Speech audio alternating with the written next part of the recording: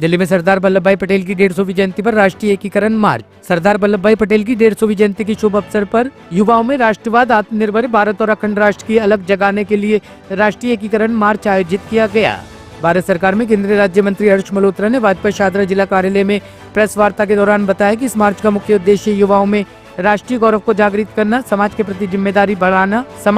जिम्मेदारी बढ़ाना और एकता की भावना को मजबूत करना है। भारत की आजादी के बाद जो सबसे महत्वपूर्ण काम भारत को इकट्ठा करने का, देश को एक सूत्र में पिरोने का, 550 से ज्यादा रियासतों को जोड़ के एक गणतंत्र भारत में विलय करने का जो काम था, वो भारत के पहले उप प्रधानमंत्री और गृह मंत्री सरदार वल्लभ भाई पटेल ने किया था। इस बात का राजनीति से कोई मतलब ना होते हुए देश के प्रधानमंत्री आदरणीय नरेंद्र मोदी जी ने सबसे पहले 2014 में ही सरदार वल्लभ भाई पटेल के इस भारत को जोड़ने के कृत्य को पूरे देश में सबके सामने, विशेष तौर से युवाओं के सामने रखने का काम किया। उन्होंने तभी से ही यूनिटी को सरदार वल्लभ भाई पटेल से जोड़ा था। देश का जो एक रूप आजादी के बाद बना था, उसका सबसे बड़ा कारण सरदार वल्लभ भाई पटेल ही थे। चाहे अगर हम बात करें तो सबसे पहले जोधपुर, जो मैं कुछ विशेष रियासतों का भी उल्लेख यहां करना चाहूंगा, जो कि सरदार जी ने उनको भारत में विलय करने की उस समय की उस रियासत की क्या परिस्थिति थी। जैसे जोधपुर ने यह डिसीजन लिया था कि वो पाकिस्तान के साथ जाएगा, पर सरदार साहब की कुशल रणनीति ने उसको भारत में विलय कराया। ऐसे ही ट्रेवेनकोर ने भी डिक्लेयर किया कि वो इंडिपेंडेंट रियासत ही रहेगा, लेकिन सरदार साहब ने उनसे अच्छे से नेगोशिएट करके उनको इस बात के लिए मनाया कि वो रियासत भी भारत में विलय हो। जूनागढ़, वहां के नागरिकों के रेफरेंडम के बाद भी जूनागढ़ की रियासत ने यह तय किया था कि वो पाकिस्तान के साथ जाएगी, लेकिन वहां भी कुशलता के साथ को याद रखना, स्मरण करना, हमारी जो युवा पीढ़ी है उस युवा पीढ़ी को भी ध्यान दिलाना कि किन परिस्थितियों में भारत गणतंत्र बनते हुए भी एक राष्ट्र नहीं हो पाया था। उसमें सरदार वल्लभ भाई पटेल का सबसे महत्वपूर्ण योगदान ये देश को ध्यान दिलाना। इसके निमित्त आदरणीय प्रधानमंत्री जी ने जो statue of unity, Sardar Vallabh भाई पटेल का विश्व का सबसे बड़ा स्टैच्यू, पूरे विश्व में सबसे बड़ा स्टैच्यू स्थापित करवाया, जिसमें पूरे देश की मिट्टी और धातु इकट्ठे करके पूरे देश को फिर से एक सूत्र में पिरो करके और वो स्टैच्यू बनाया। वो भी देश की एकता का प्रतीक है। आज सरदार वल्लभ भाई पटेल को याद करते हुए हमारे युवा और खेल मंत्रालय ने यह तय किया कि पूरे देश में जिला स्तर पर यूनिटी मार्च का आयोजन किया जाएगा। ये यूनिटी मार्च पूरे देश में लगातार चल रही है। 31 अक्टूबर से, जो सरदार साहब का जन्मदिवस रहता है, एकता मार्च उसी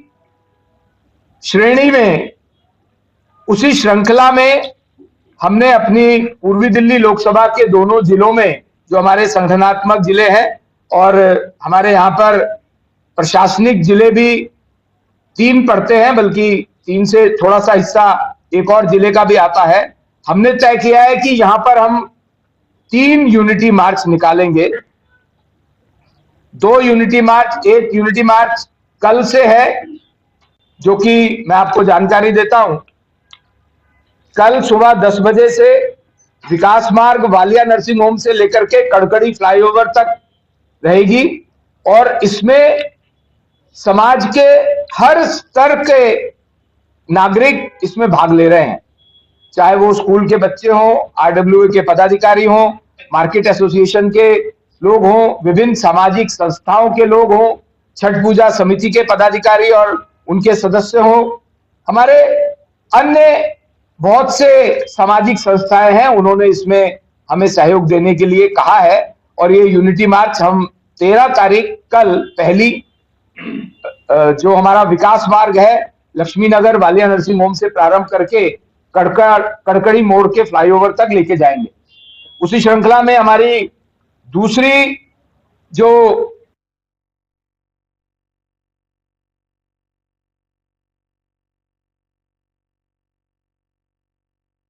स्कूल से नालंदा चौक मंडावली से निकाली जाएगी। इसके साथ साथ इन सबको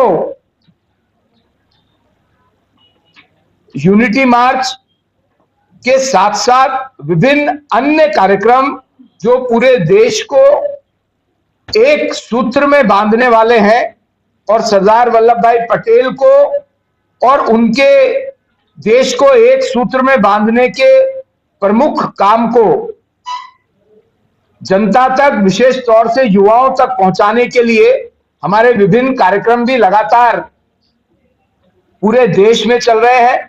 जिसमें मैं कहूं तो युवाओं के द्वारा कुछ विशेष तरह की रील, क्योंकि आजकल सोशल मीडिया में हमारे युवा बहुत एक्टिव रहते हैं, विभिन्न ड्राइंग कॉम्पिटिशन्स, विभिन्न एस्से कॉम्पिटिशन्स, इसके साथ साथ कुछ सेमिनार्स, कुछ ऐसे कॉम्पिटिशन्स जिसमें हमारे युवा अपनी बात आज के परिप्रेक्ष्य में भारत की बात करना, आज के परिप्रेक्ष्य में एक भारत श्रेष्ठ भारत की बात करना, ये सब कार्यक्रम भी लगातार चल रहे हैं। और प्रधानमंत्री नरेंद्र मोदी जी ने भी अभी 15 अगस्त को लाल किले के प्राचीर से स्वदेशी की बात कही थी।